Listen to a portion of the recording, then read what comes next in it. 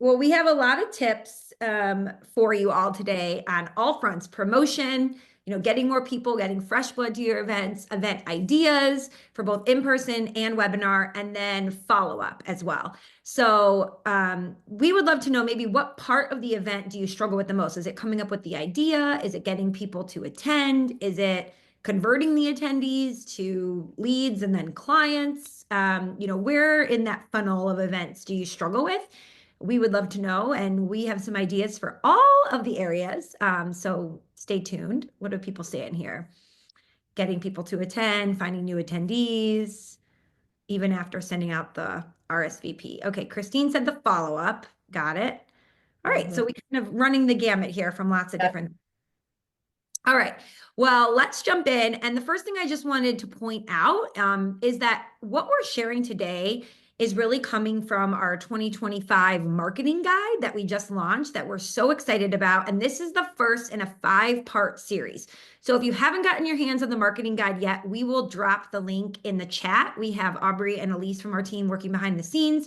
Feel free to click on that and download it. But you can see over the next few months, every month, we will be hosting a different event, a workshop, if you will, just like this, where we'll dive in deep to one of these topic areas. So we'd be happy to have you all join us for all of them, and we'll put the links below. And then one other thing is that there is a lot we're going to cover today, and we want you all, to have the best events ever. So we also put together an event success checklist that everybody who registered will get as well. So keep your eyes peeled for that. And the recording. We've had a couple of the normal questions like, will this be recorded and sent out? Yes, absolutely. It will. Yep, there we go. Is it recorded? It is. Good housekeeping. And also on the housekeeping note, I should always remind people, if you want to ask a question where only Susan and I see it, please put it in the host question and panelist. Or you can do the host and panelist ones too. That's too for the chat. All right. Okay, we just put the marketing guide link in there, so make sure everybody downloads that. We're really proud of it, and I think you'll get a lot out of it. We made sure that it was super actionable, so it just gives you basically a checklist for every type of tactic you might want to undertake this year. But let's get into events. Yes. So, and Susan, we've heard this so many times, right? 99% of advisors say, if I can just get in front of people, I can close them. And so events are really an amazing way to do just that. And when we look at, though, how many advisors are actually hosting events, so many of you here are rock stars because they're all on our webinar. all 20. They're all on our webinar. We found through some different studies we've done in combination with wealthmanagement.com, Michael Kitces has done one, Nitrogen has done one. The data suggests that only about 23% of advisors are currently hosting webinars. And I was shocked by this. I was going to say that smells low, but I think some of this was done during COVID, so it could. Well, there's a big asterisk. Yeah, it might need to update it, but still, I think the idea is that, especially for the webinars, because it's such a low cost, it's got a huge ROI. So we're not going to go through all of this at this moment, but these are really the steps or the timeline to hosting a successful event. So of course, you're going to decide on your topic or format, which it sounds like a lot of you have done already. Then this second part here, I find a lot of people drop the ball on, which is creating a registration page that actually makes people want to sign up. Yep. So, and I'm guessing a lot of people just went, oh, I don't know how to do that, or how, and we will talk about that.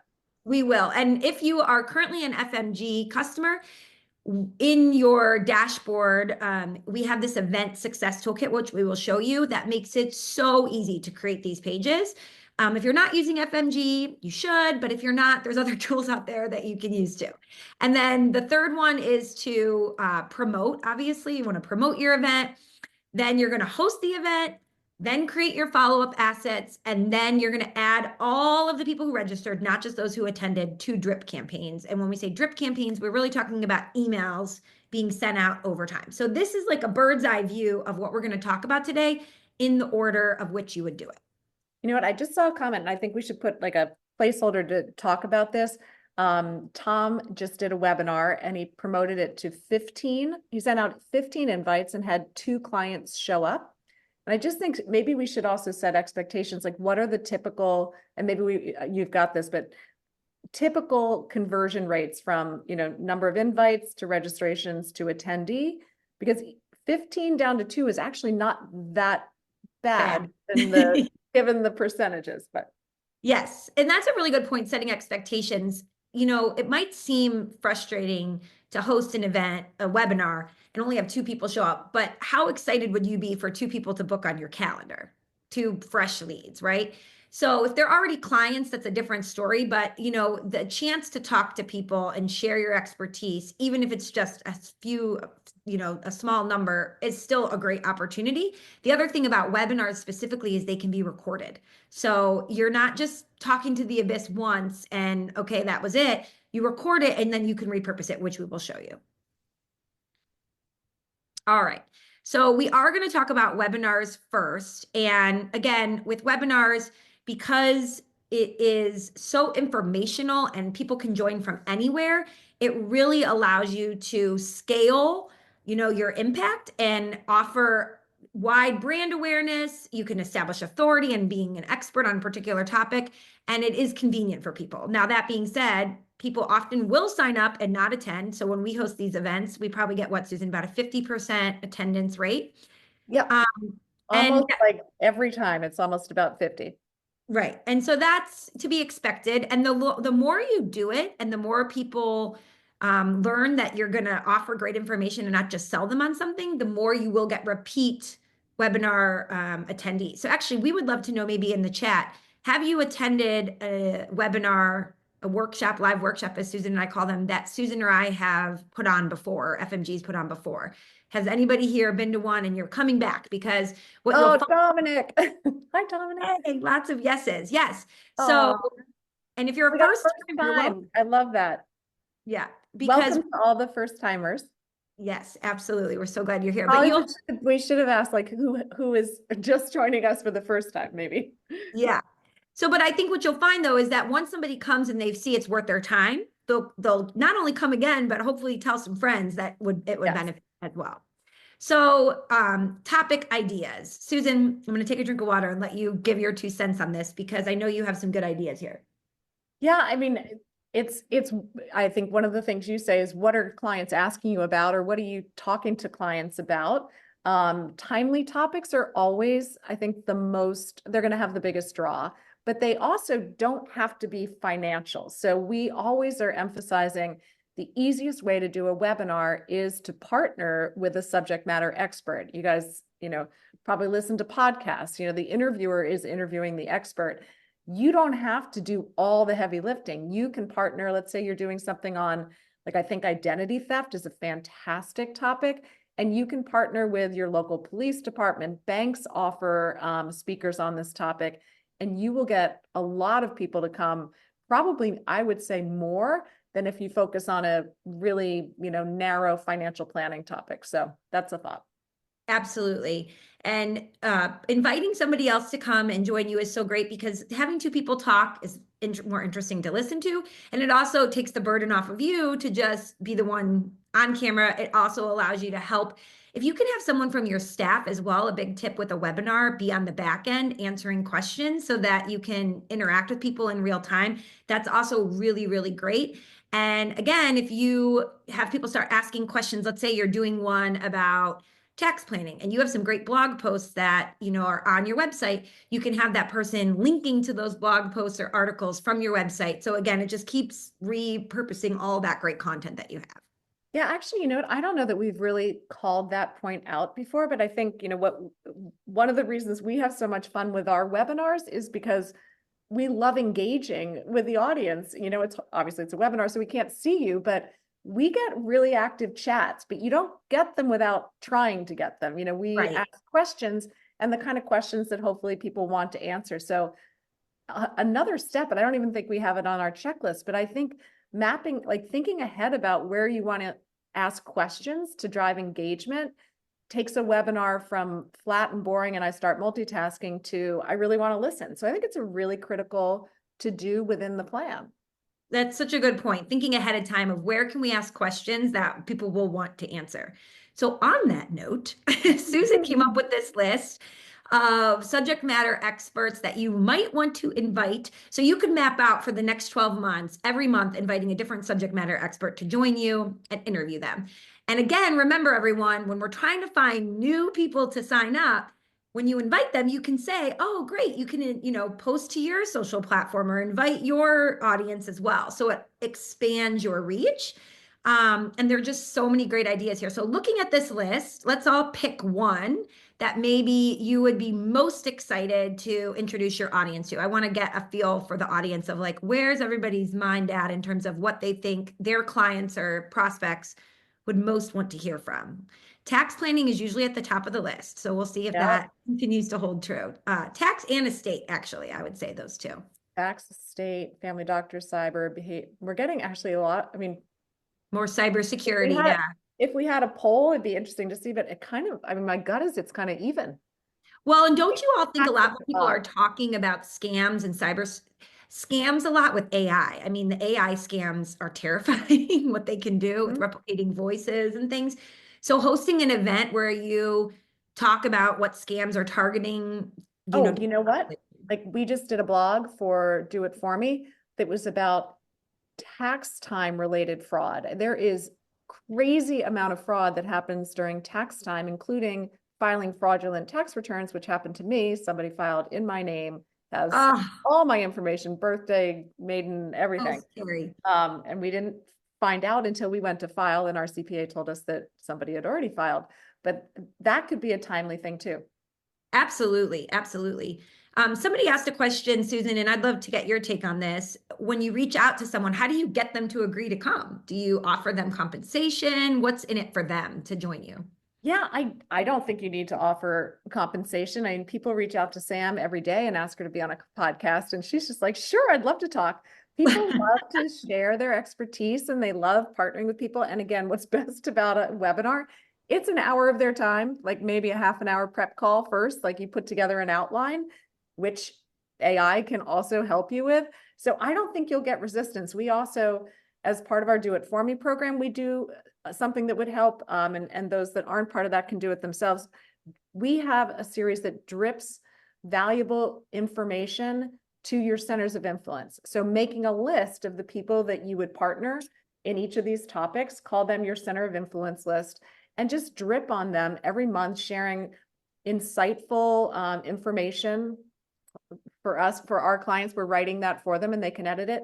And at the bottom, we're basically always saying, would love to talk to you about opportunities for us to, partner perhaps for a webinar, whatever, like a really soft close. And then I think I just, message them on LinkedIn if you're not, already personally connected. And I bet you'll get more yeses than nos. Yeah, I'm just going to show what you're talking about in here for a second so everybody can see it. But I also think one of the things is to help maybe them, if you're a little nervous, you can write an email to them and you can say, hey, oh, yeah. I was which going to say the forgotten 401k one. Okay. So there we go. Great email. And you would be sending this out not just to clients or prospects, but to all of these centers of influence that you would want to partner with. And it's just showing that you're an expert and authority on these topics and somebody, that they would want to have in their network. And like scroll down, because we write it key areas where we can help our clients. So you would talk about how you can work with them to help their clients too. And you go through and then, collaboration opportunities. We just include some ideas where you could work together. So this is the email that's going to, the tax, the CPA or whatever. So you're just teeing this up every month. And then, when you have an opportunity, you want to do a webinar, I think you just send a personal email out, hey, we're connected. I'd love to, let's talk about actually doing one of these things, and people will be psyched.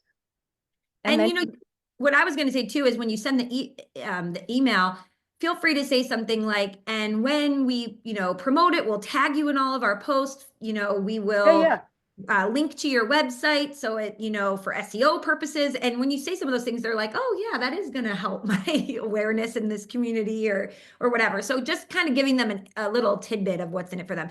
We got a good question about live versus recorded.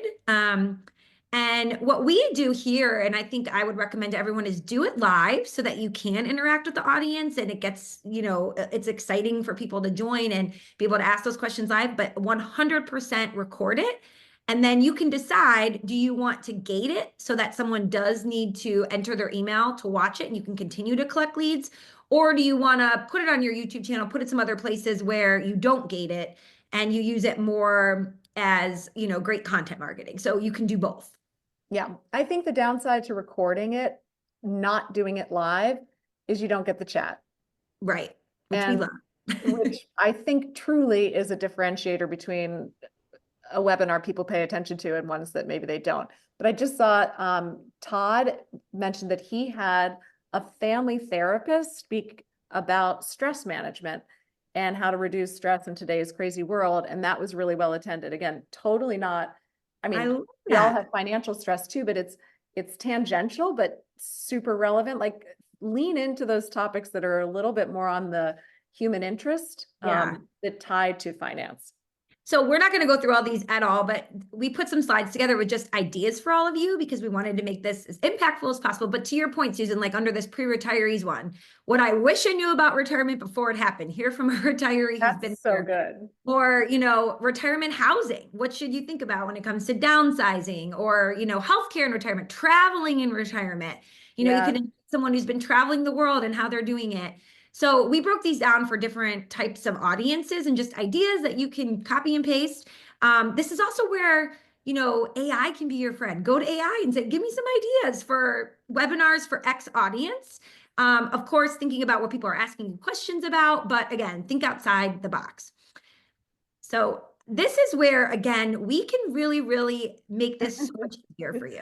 So we have both webinar slides, all of the assets you need from the invite to the registration page, the actual slides themselves that are beautifully designed, and then also the system that will allow you to push the registration page out, collect the attendees, and then follow up with them afterwards. So post on social, and it's all compliant approved. 100%. So I'm just going to show you where all this is. And this, the most weighted event, I would say, that we put out every year, Susan, right, is our tax one. Yeah, that is coming February 13th. If you're not, a customer, so you have lots of time if you want to sign up to get it.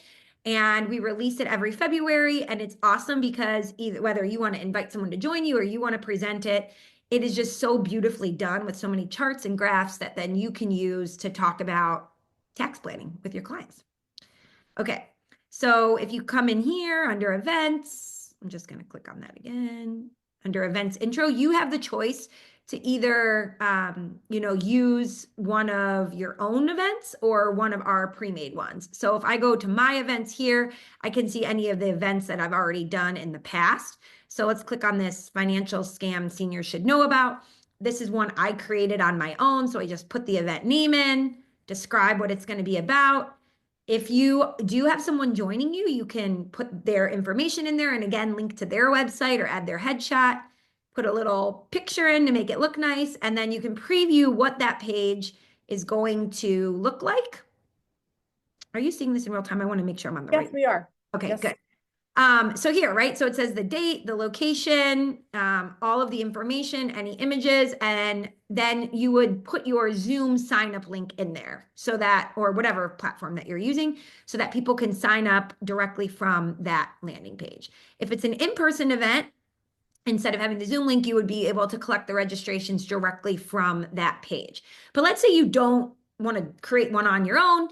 Up here, you can select one of our pre-made events. So Susan, why don't you explain what we do, the state of the markets and then the halftime report twice a year?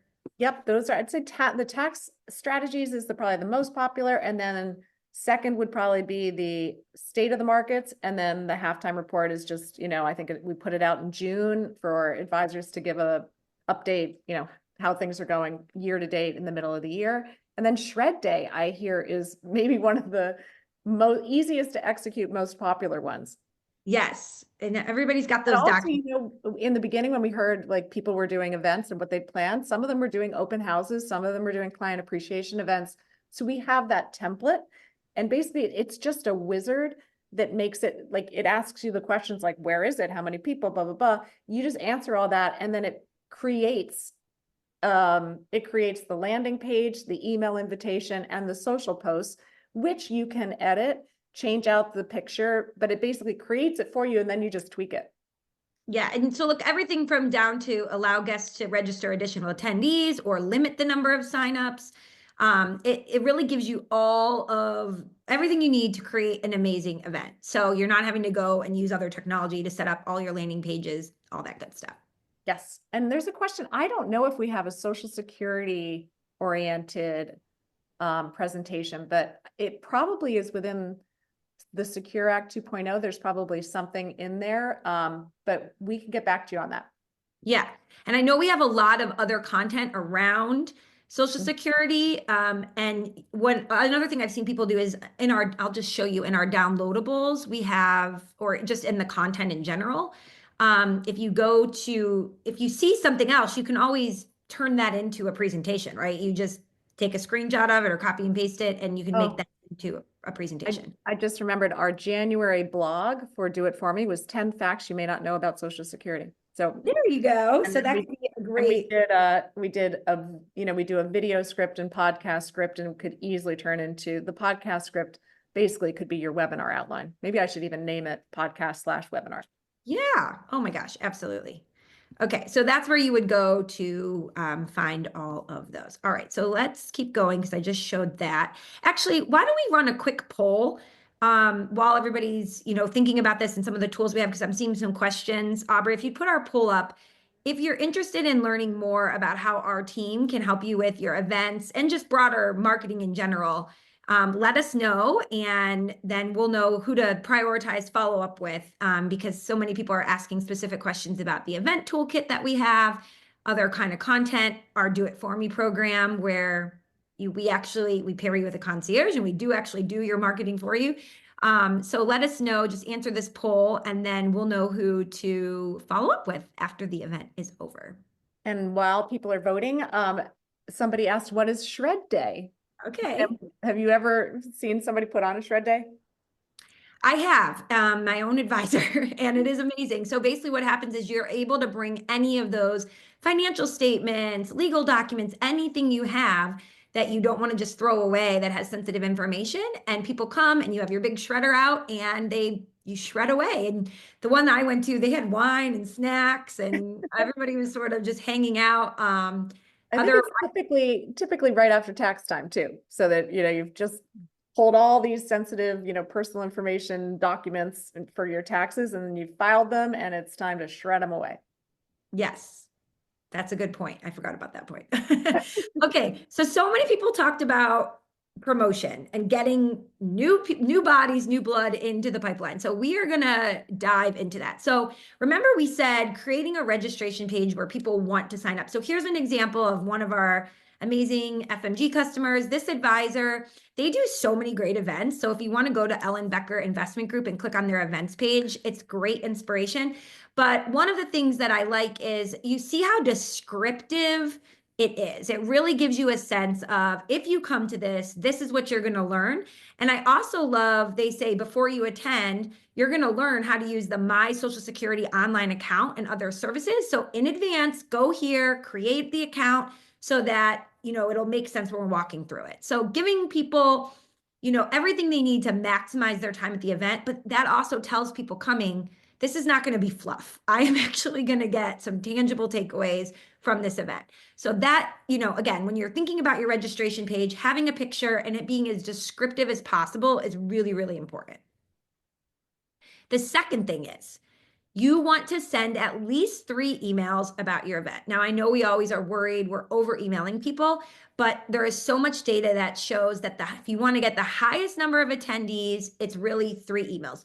If you start sending more than 3, you have a risk of people getting annoyed and unsubscribing, but 3 is sort of the magic number. And you don't need to actually promote it that far in advance, right? Susan, what do we usually do? Actually, we've learned that we've learned that the less time promoting, the better. I think you would probably play around with this given the topic, and definitely, this is a webinar. If it's a live event, obviously you need more time. Yes. We do it like the week before twice and then the day of. I think for advisors, it might be a little bit, I would err on doing it a little bit more in advance. It feels too, like if I'm a client and the advisor is sending out a webinar invite a week, and I don't know, I think I'd play around with it, but probably not more than 2 weeks in advance. No, I wouldn't say more than 2 either. And also remind people in your registration, have a little asterisk that says, even if you can't make the live time, sign up anyways, and we'll send you the recording. That Yes. really goes a long way because, you can send everybody the recording and you're still collecting that information. So we've shared this tip before. I just want to repurpose it again here, which is if you're doing something, this would apply a lot to in-person events, but it can be from webinars too.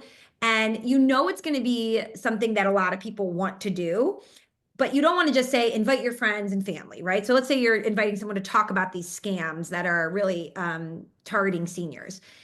You, instead of just saying, hey, invite everyone send the invite out, then wait a couple days, and then send in your follow-up email, say, and oh, by the way, thank you so much for registering.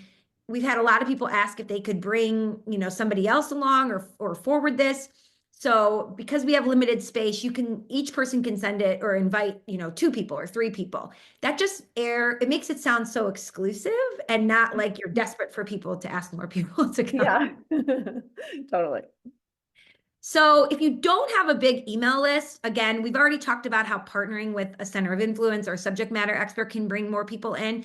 But here's another trick that you can use on social media. So you can create an event page on LinkedIn for any online or in-person event, but this is really great for webinars. So you go to LinkedIn, whatever image you're using on your landing page, you can upload it. You put your description in, and then you can, let's say you did have a CPA joining you or an FBI agent, you can invite them to be listed as one of the speakers. And then using LinkedIn's advanced filtering tools, you can go in and targetly invite people you don't have the email for.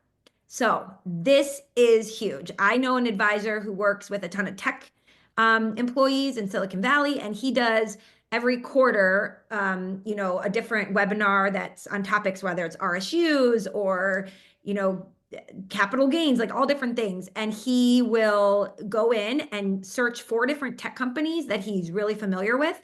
And then he filters out and will send invites with this link to those employees. And he's getting over 100 people attending each one. So again, the more specific and targeting you can be, the better. But this is such a great way to invite people who you don't have their email for already. This could be a good thing where maybe you do a quick video showing how to do it. It might sound more intimidating than it was. Like advanced filtering might sound, it's super, like that actually is a really easy to execute strategy. And I bet people would love to see that. So maybe we'll work on that. That is something as easy as I can make a tutorial in 2 seconds online. So if you're listening and you're like, yes, send me the instructions how to do that, tell us in the chat and we'll have a little link to it for everybody who wants to see that 2-minute video that shows you how to do it. But it's really as simple, as in LinkedIn, you filter by company name or location, and then you can invite all those people. And it's awesome. We'll do a tutorial and then we'll add it to the email that we send out with the replay. Perfect. Extra Awesome. bonus for attending. That's right. Okay, another thing that really, really works well, and if you follow me on LinkedIn, you've seen me do this. Maybe you could tell us, have you, had me do this to you before, which is when you post about your event, rather than just saying, hey, we're having an event this Friday, come. First, you hook people in and being interested. So don't start your post by just promoting your event, but start by talking a problem people have and why it's a pain point. And then you offer some quick wins that they could get even if they never attended, just by reading, right? So now they're really invested. Oh, wow, this is a problem I have. This is something I want to improve upon. Then you say, we're going to do this event to teach you even more about this. But instead of giving them the link, you say comment and you give them a word and we'll send you the link to join us. The reason this is so effective is because it gets people commenting, and the more comments you get, the more the algorithm says, show this post to more people. And before you know it, you've got a ton of people commenting for it. So you don't want to do this every single time, but let's say you're only doing 1 webinar a quarter, you could absolutely use this strategy each time. And it really, really can go a long way. When you first do it, invite your colleagues or other people you know to type, the whatever the keyword is, Social Security or Medicare, and that will kind of help get the ball rolling. So, another tip. Okay, now we're going to talk about in-person events. So we talked about a lot about webinars, in-person events. Obviously they really fell off during COVID, and now they're making a huge comeback. And we're seeing more and more people do them. So we are going to go through some of our top ideas of ones we've seen work really, really well. And the idea here really, everybody wants more referrals. In-person events really allow you to create some remarkable moments that people go and talk about. They love it, it's fun, and they want to go talk about it. Yeah, and that's 16%. I think we'll update that with the next study from 2024 that might show that a little bit more. Even in the beginning when people were entering their events that they've planned, I'd say half of them were in person. Yeah, that's very true. So the other thing about in-person events is so many people are telling us, and the research is showing that people want to meet more of that next gen.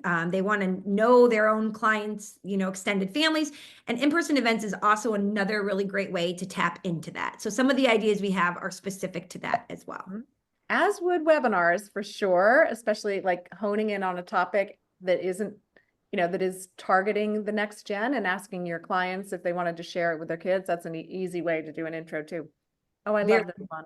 Very good point. So this one we've talked about before, and it's really, really popular, which is a family picture day. This is great to host any time of year, but really, around August, September, when people are starting to think about the holidays and pictures, everybody has get family pictures done on their to-do list, and it's such a great way to do it. So, often a good setup is you find the venue or the space and you pay for the photographer, but then you allow the clients and their families to pay for the photos that they actually want to purchase. But, you could have snacks on hand, make sure they're not snacks that will stain little kids' clothes. And, you can have a sign-up genius. People pick a 15 or 20-minute slot, but it is an event that people will 100% come to. Absolutely. And that's one where you actually I think they would gladly, refer a friend. People are always looking when they have children or grandchildren, they're always excited to get new family pictures. So Todd just said we did this in the fall and it was a big hit. And Julie said she has this planned for April, which is amazing. Oh, and Bruce, thank you. He said he loves seeing that picture. I know. And I'd love to hear from Julie. Like when you put this event together after April, please email us and let us know how it goes. We love sharing stories. Oh, thank you. Very, very good point. And then I just wanted to say, if you are doing something where you're having the next gen, we have this amazing resource in the FMG downloadable. It's called Family Wealth Conversations. And you can download it and it allows you could hand it out at an event like this where you have multiple people. It doesn't have to be something you talk about, you don't give a discussion, but you just say, hey, since there's so many generations, a lot of times people want to know, how do I talk to my kids about this? Or we're all coming together. Where are our important documents? So this is a great downloadable we have in the content library that you can utilize as you're bringing different generations together. Okay. The Galentine's event, people already mentioned this one, but especially I've heard of a lot of people who work with women or widows especially, but this can really be for anyone. Just a fun way to bring people together and to host something that, again, is fun. When the thing about the in-person events, we really find the webinars, you'll get people for educational ones. For the in-person, a lot of times the fun is what drives the attendance. Absolutely, yeah. I think there was a question earlier about, I think if I read the question correctly, it was, what do we think about events where there's a mutual fund company or asset management company that partners with you and then they shoulder the cost. And my answer is it's a great opportunity. Obviously compliance gets involved, but you do have to keep it fun. Like it's still like should be fun, not salesy. Okay. Yeah, 100%. It's the thing is making the connection and the people, you can have an event and have fun and then let the follow-up that you do afterwards, which we're going to talk about, be where they learn more about how you can help them. Sybil just said, I did a virtual Galentine's Day and we played Never Have I Ever and it was a blast. That's such a That's a great idea. I love that. So another one this one actually was told, I learned about this from another advisor. He's in a retirement community in Tennessee, Tellico, and he started noticing that all of his clients were obsessed with pickleball, as so many people in the US are right now. So he sponsored a pickleball day, a tournament day. He brought in a pro to play with everybody. He had some banners up with his, company info on it. But then what I loved was for some of the follow-up, he did it around healthcare information that you need to know because you want to keep playing pickleball. And so it was just such a fun way to, make those connections for people. But again, thinking outside the box. And then again, thinking about events that bring people together. I talked about this advisor before, an FMG, a client of ours who's using both our pre-made events and their own, but they offer a widows group where they call it Wisconsin Widows Connected. And I loved this landing page just because, again, sometimes it's kind of like, oh, do I want to go?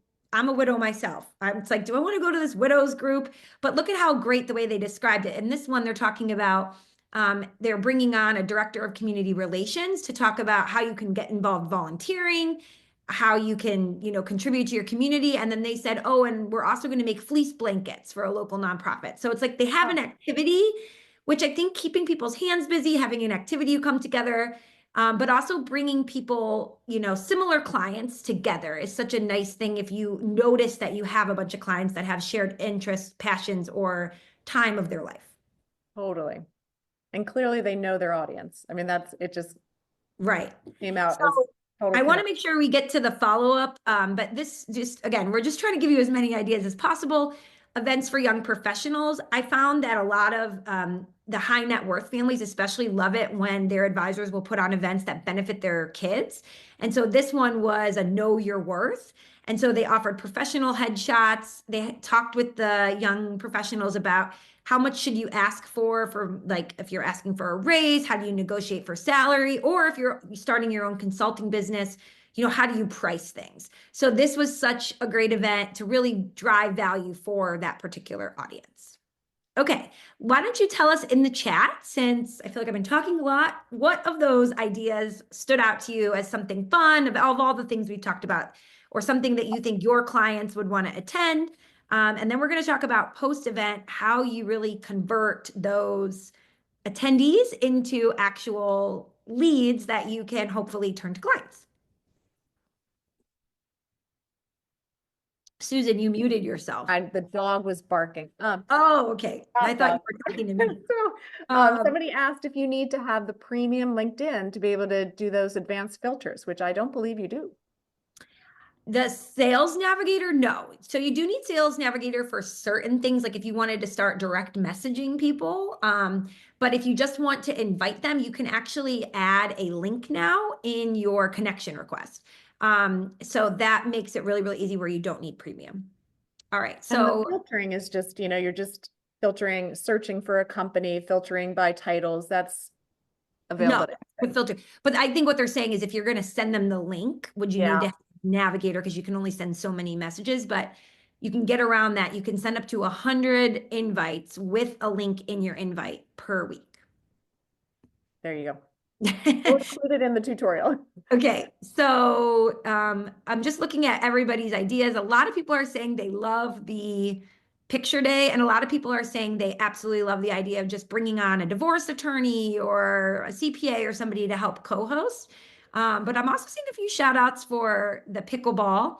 And I think, William, you hit the nail on the head. The idea is thinking through your target audience and creating ideas that they will be interested in, that he used the term that will bless them. But yes, that will help them in wherever they are, that will be of interest to them. These are just ideas to get the creative juices flowing, but really it's about knowing your audience. Absolutely. Okay.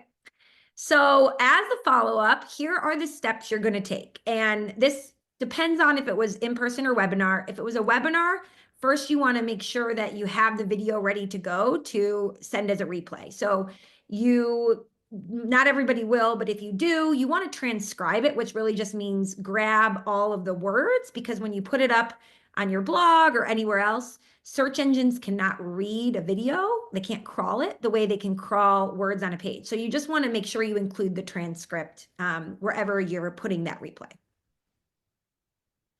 And then whether it was in person or webinar, you're going to create a page where you're going to recap the event. So you could have photos if it was in person. If it's a webinar, you can have the replay. And then just like today, we're talking about, we'll link to this resource, or we'll send, we'll have this event checklist. If you have something that's a follow-up, you can link to it on that page as well. So maybe you have a retiring in the next year, the 5, financial checklist that you need.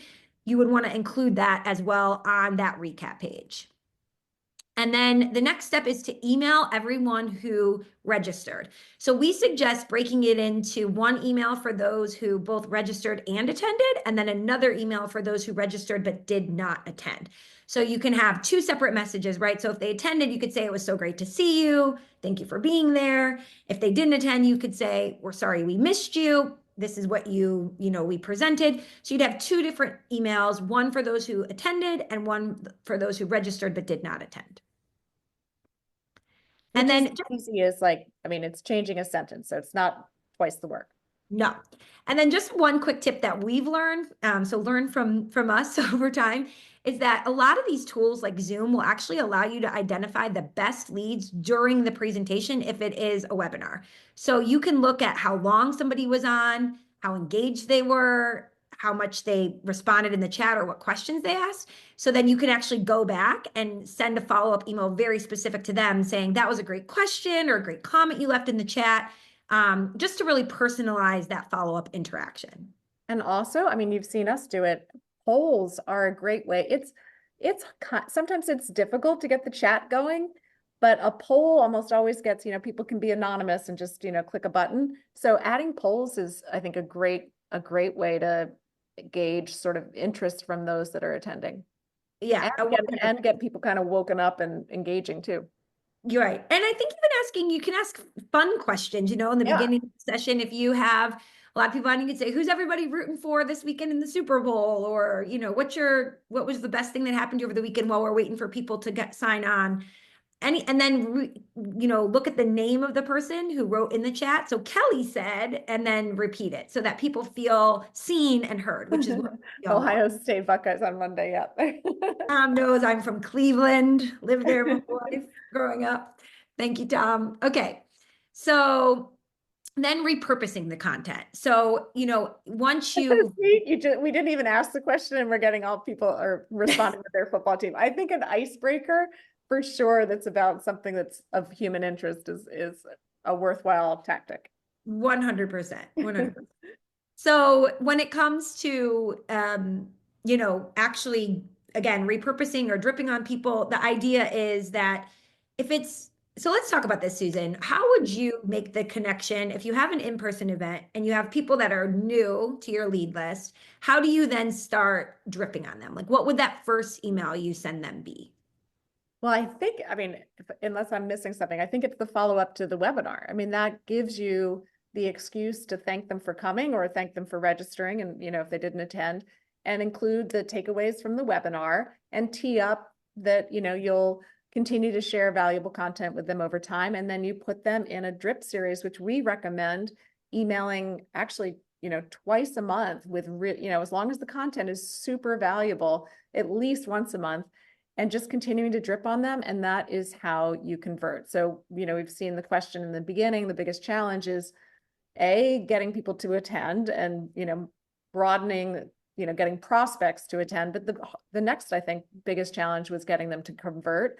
And the way you do that is you have to drip on them. They are not necessarily ready to buy, quote unquote, that day. But if you stay top of mind with valuable information, you will earn their trust and they will contact you.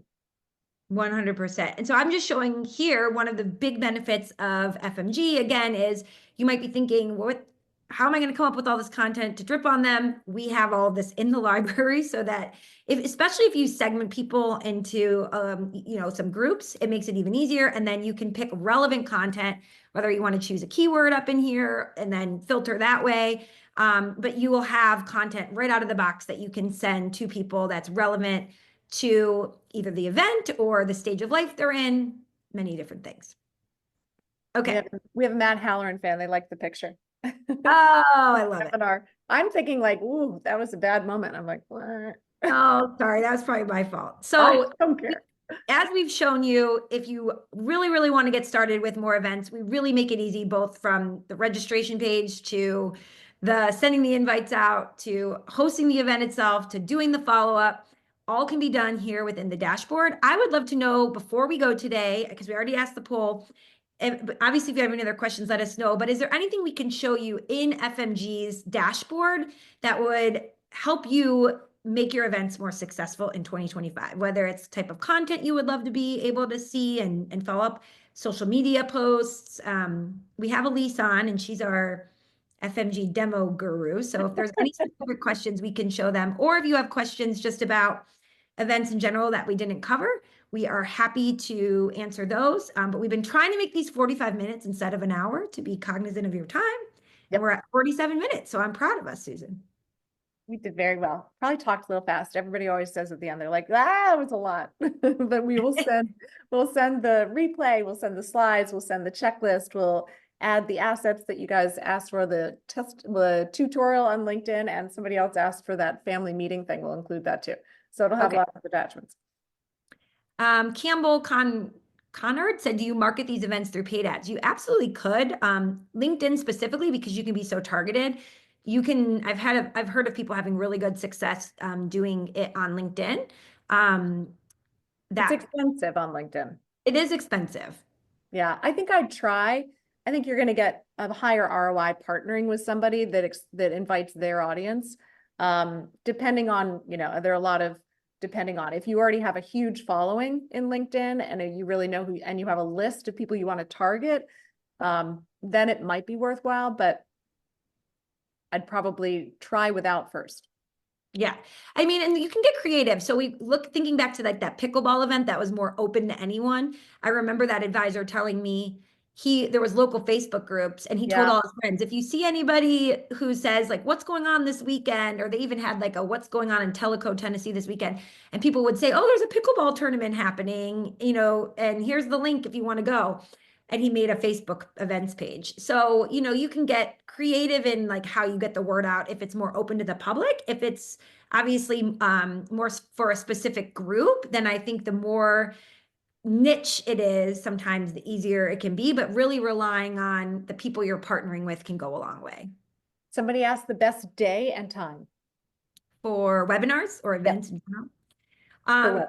We have found for webinars, Tuesday, Wednesday, Thursdays, like around lunchtime. So we do them at 2 p.m. often on Wednesdays and Thursdays is best for working professionals. So for you, it depends on whether people are working or not, I think, but you kind of have to play around with the time, but that's what we have found works best for working professionals. And let's see, how does our customer service team interact with advisors? And maybe we'll end with that one. We have both phone and chat, and we'd be happy to send us an email afterwards. We'd be happy to tell you more. Absolutely. But let's let everybody get back to their days 10 minutes before the next meeting, probably. And Sam, like as always, you just bring so much information. I love listening to you, and I know everybody here does too. Thank you so much for putting this together, and thanks everybody for joining us. Yes, thank you, everybody. See you for the next one. Hope you sign up for the next one too. Take care.